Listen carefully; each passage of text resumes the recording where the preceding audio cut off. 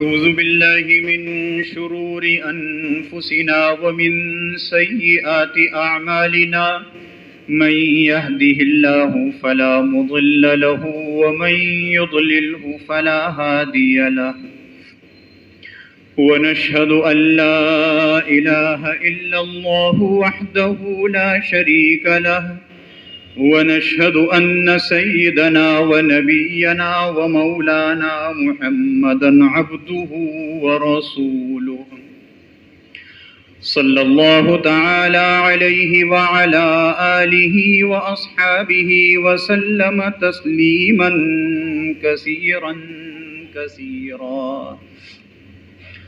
أما بعد فأعوذ بالله من الشيطان الرجيم. بسم الله الرحمن الرحيم.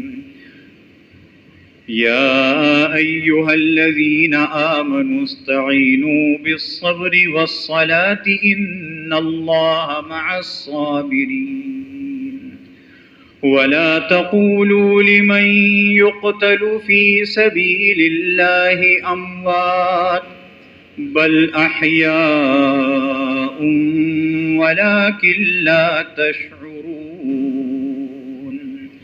صدق اللہ العظیم. بزرگان محترم اور برادران عزیز، جناب رسول اللہ صلی اللہ علیہ وسلم نے جب اس دنیا سے پردہ فرمایا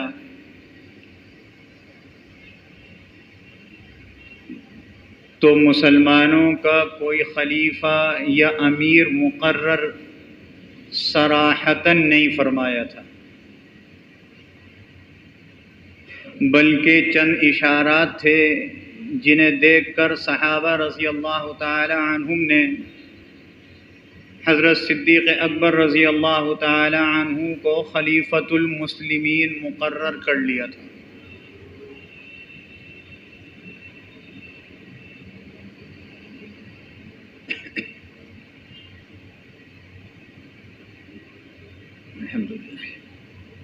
حضرت صدیق اکبر رضی اللہ تعالی عنہ 2.5 سال مسلمانوں کے خلیفہ رہے اور وفات سے پہلے اپنی بیماری میں اپنا جانشین اور حضور اقدس صلی اللہ علیہ وسلم کا خلیفہ اور مسلمانوں کا امیر المؤمنین حضرت عمر فاروق رضی اللہ تعالی عنہ کو مقرر کیا. حضرت عمر فاروق رضی اللہ تعالی عنہ کا زمانہ خلافت 10 سال سے کچھ زیادہ ہے. حضرت عمر فاروق رضی اللہ تعالی عنہ نے اپنے زمانہ خلافت میں بہت ساری ایسی چیزیں مقرر فرمائیں، چند محکمے بنائے جو پہلے موجود نہیں تھے. انہی میں سے ایک یہ کہ جب مسافر سفر کرتا ہے راستے میں تو اس کے امن و امان کے لیے چوکیاں قائم فرمائیں کہ کوئی ایسا آدمی نہ چلے جائے جو امن و امان کو خراب کرنے والا ہو. اسی طریقے سے راستے میں سرائے بنوائے کہ آدمی سفر کر رہا ہے، دن میں یا رات میں آرام کرنا چاہتا ہے تو وہ وہاں قیام کر لے، اس سے کوئی پیسہ نہیں لیا جاتا تھا. حضرت فاروق اعظم رضی اللہ تعالی عنہ نے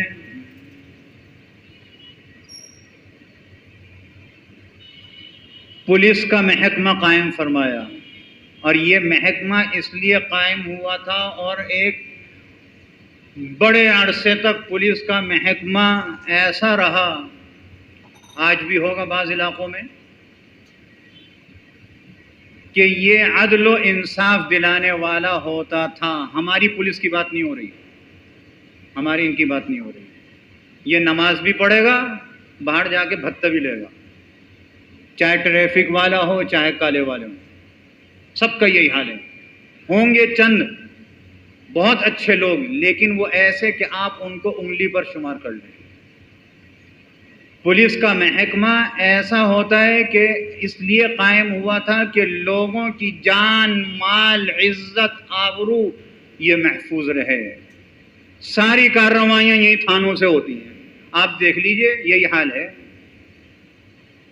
اور جب پھر ان کی کہیں پٹائی ہوتی ہے تو کہتے ہیں شہید ہو گئے. انا للہ و انا الیہ راجعون.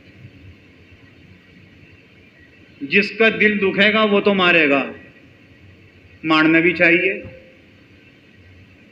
جب ہماری عدلیہ کوئی قدم نہیں اٹھائے گی تو لوگ اسی طرح ماریں گے، بغاوت کریں گے. یہ آج کم مر رہے ہیں، کل زیادہ مریں گے. ان سے زیادہ خباثت کسی کے اندر نہیں ہے. خواہ جو ملک بغیر لائسنس کے بناؤ وہاں کہتے ہیں لائسنس لاؤ. تمہارا کون سا لائسنس ہے؟ صبح صبح کھڑے ہو جائیں گے آگے ٹریفک والے ایسے روڈ پہ جہاں ان کی کوئی ان کا وہاں ڈیوٹی نہیں ہوتی، بس جہاں کسی گاڑی میں سامان ہو اس کو روکیں گے. مرنا نہیں ہے انہیں. اور یہ اس محکمے کے ہیں جو حضرت فاروق اعظم رضی اللہ عنہ نے بنایا تھا. کیا جواب دیں گے انہیں جا کے مرنے کے بعد؟ سامنا تو ہوگا، چھپو گے تھوڑی. اس پر پھر کسی وقت بات کی جائے گی کہ یہ رشوت کیوں اللہ نے حرام کی ہے. حضرت عمر فاروق رضی اللہ تعالی عنہ کے زمانے خلافت میں بعض گورنروں نے یہ بات کہی کہ آپ کا حکم نامہ، کوئی ہدایت نامہ، کوئی خط آتا ہے اس پر کوئی تاریخ درج نہیں ہوتی، ہمیں پتہ ہی نہیں چلتا کب کا ہے.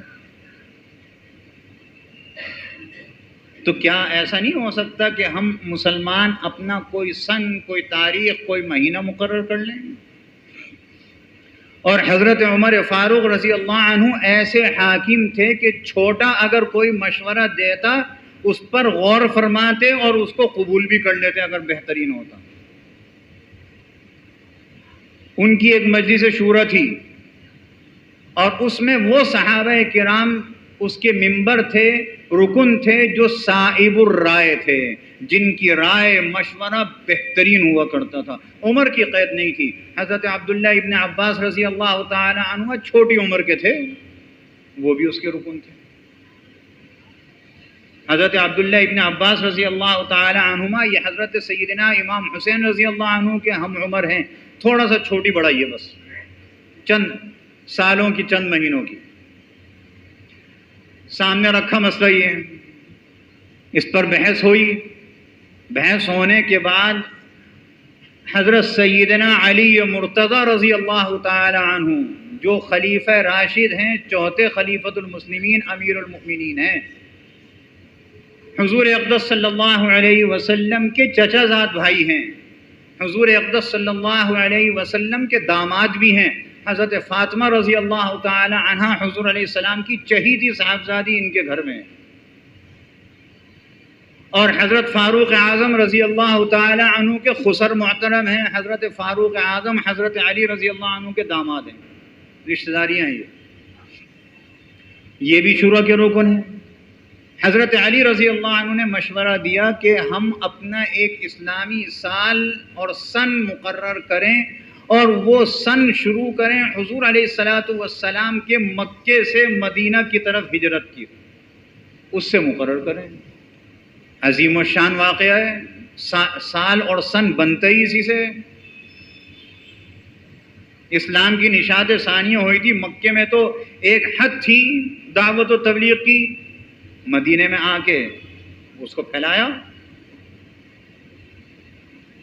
اور ہجرت ہوئی تھی ربیع الاول کے مہینے میں. حضرت فاروق اعظم رضی اللہ عنہ کو یہ رائے بڑی پسند آئی اور ارشاد فرمایا کہ اے علی، یہ بہت عمدہ رائے ہے، لیکن میں اس میں اتنا اضافہ کرتا ہوں کہ اس کو 2.25 مہینے پہلے لے جاتا ہوں. اس سے پہلے سفر کا مہینہ، اس سے پہلے محرم کا مہینہ. وہ اس لیے کہ ہمارے پاس کوئی ایسا انتظام نہیں ہے کہ ہم ابھی فیصلہ کریں اور پوری دنیا کے مسلمانوں کو بتلا دیں. یہ اس وقت یہ جس کو ہم آج ترقی کہتے ہیں یہ تھوڑی تھی. آج ایک بٹن دبائیں، سیکنڈوں میں وہ ہماری بات یہاں کے اس دنیا کے اس کونے سے دوسرے کونے میں چلی جاتی ہے. حضرت عمر رضی اللہ عنہ نے فرمایا کہ ذی الحج کا مہینہ ہوگا، حج کا اجتماع ہوگا، پوری دنیا سے مسلمان حج کے لیے آئیں گے، ہم وہاں جائیں گے، عرفات کے میدان میں خطبہ دیں گے، خطبے میں اس بات کو رکھیں گے کہ ہم نے اپنا ایک سال، ایک مہینہ، ایک سن بنایا ہے، محرم سے شروع ہوتا ہے، ذی الحج میں ختم ہو جاتا ہے، اور یہ اب محرم شروع ہوگا تو ہم اس زمانے میں حضور علیہ السلام کی ہجرت کو 14-15 سال ہوئے ہوں گے، تو یہ اس وقت سے شروع ہوا، اور آج مثال کے طور پر 15 ہجری ختم ہو رہا ہے، 15 ختم ہو رہا ہے اور 16 شروع ہو جائے گا. ایک مثال دے رہا ہوں. پوری دنیا میں حج کے بعد وہ جب مسلمان واپس گئے تو آنن فانن سب کو پتہ چل گیا مسلمانوں کو، یہ ہمارا اسلامی سال ہے، اسلامی سال.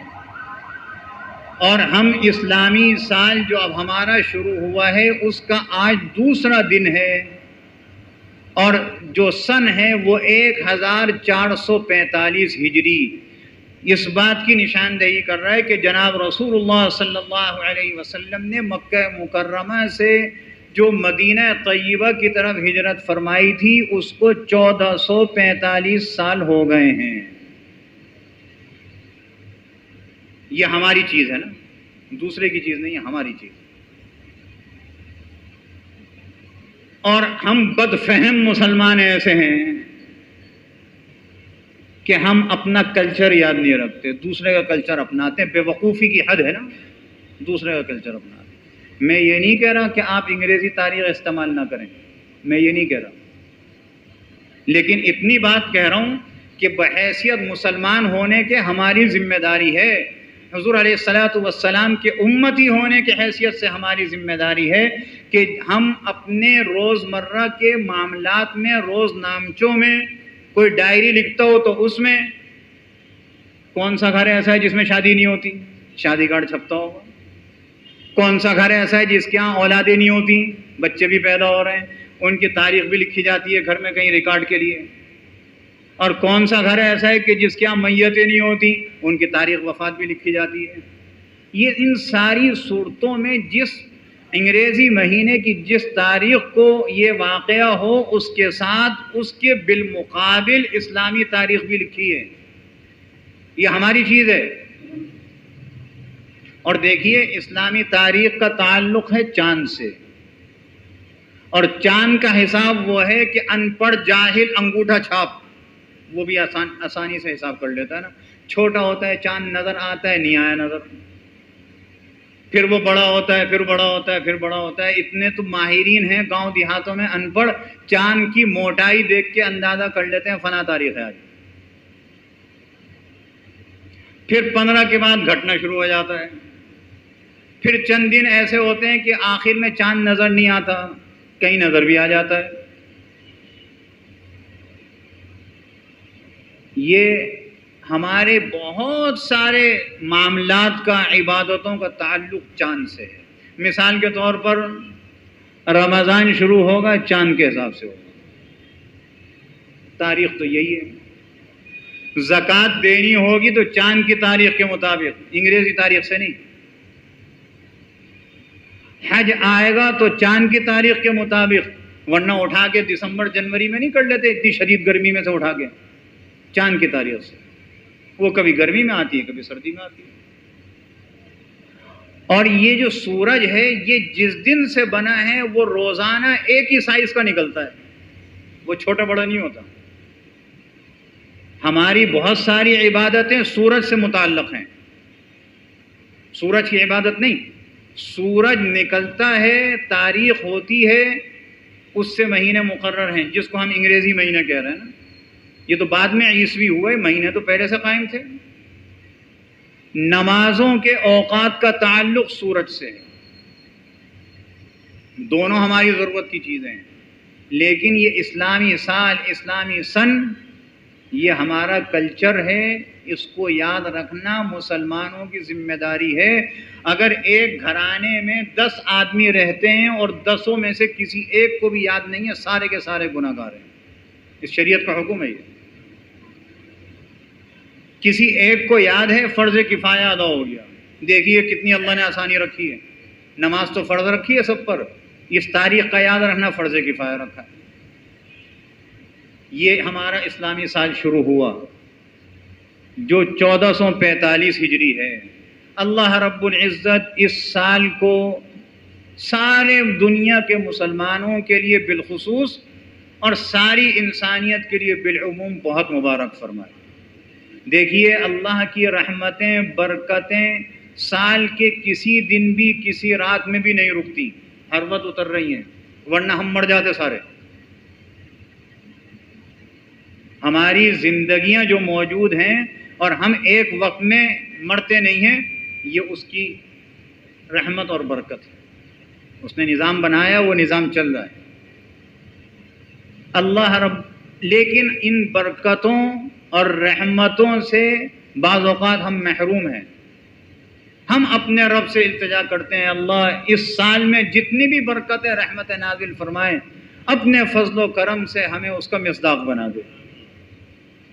اور وہ مسلمان جو کافروں کے نرغے میں ہیں، ان کے ظلم کا شکار ہیں، جو بھی مظلوم مسلمان ہیں، اے اللہ اپنے فضل و کرم سے ان کو مظلومیت سے نکال دے اور ان کی حفاظت فرما دے.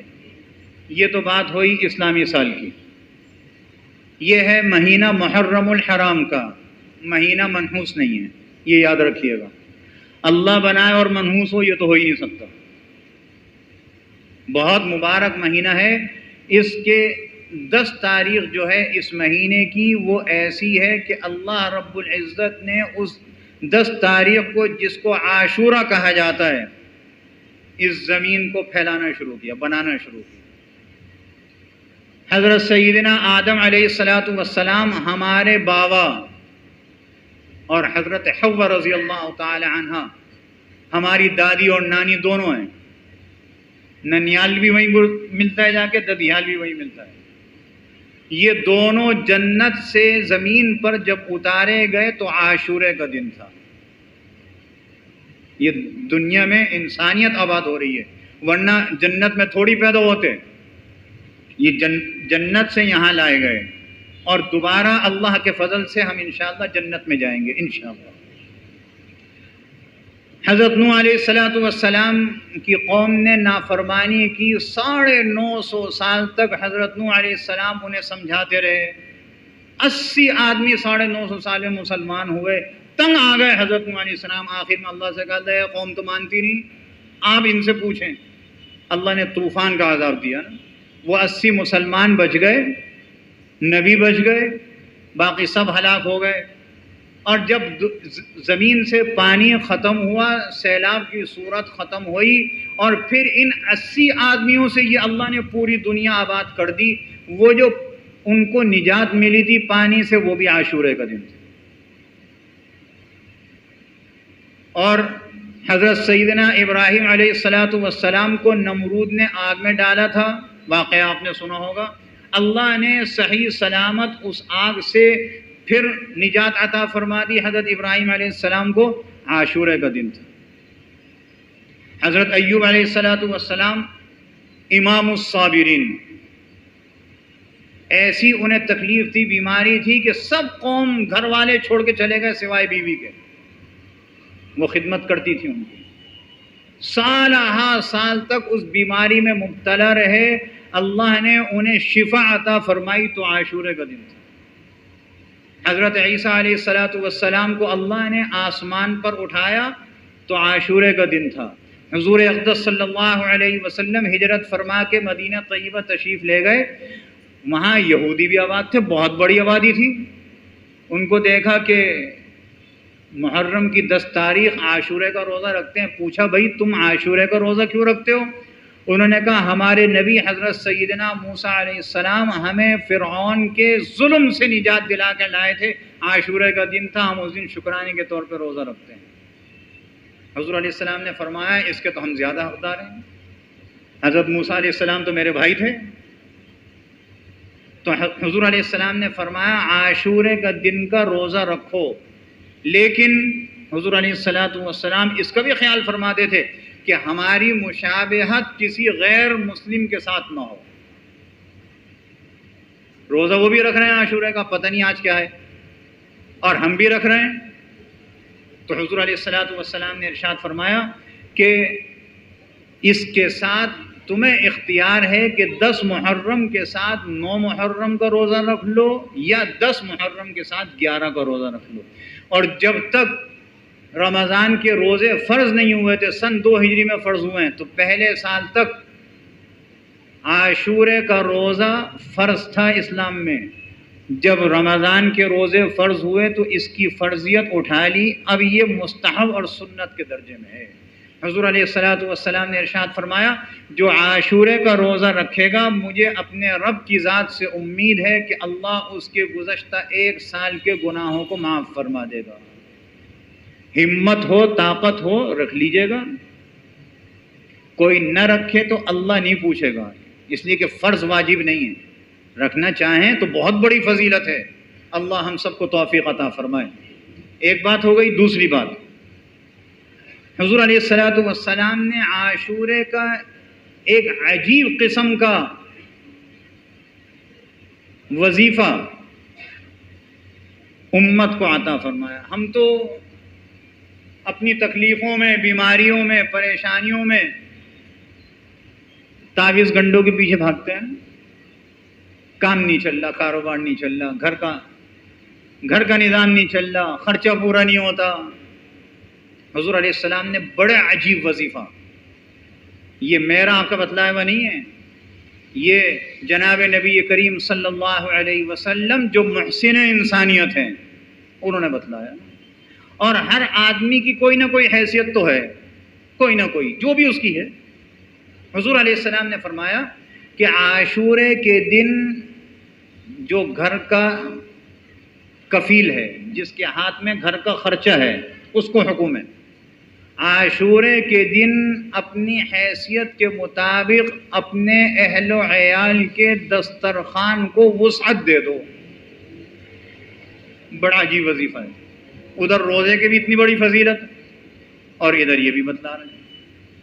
تو کوئی ایسا اس میں حرج نہیں ہے۔ لوگ بعد میں پوچھتے ہیں مولوی صاحب روزے کا بھی بتلایا اور دسترخوان کی وسعت کی فضیلت بھی بتلا دی، تو اس دن کھائیں گے کیسے؟ پکا لو دن میں، رات کو کھا لینا، ہوگا تو دن کا ہی۔ تو اس میں کوئی تضاد نہیں ہے۔ اور پھر بچے تو ہیں نا، وہ کھا لیں گے۔ حضور علیہ السلام نے فرمایا اپنی وسعت کے مطابق، یہ نہیں کہا کہ پکا کر محلوں میں بانٹو، چندہ لے کر پکاؤ، یہ نہیں کہا۔ اپنی وسعت، میری وسعت، میری جیب جتنی اجازت دیتی ہے۔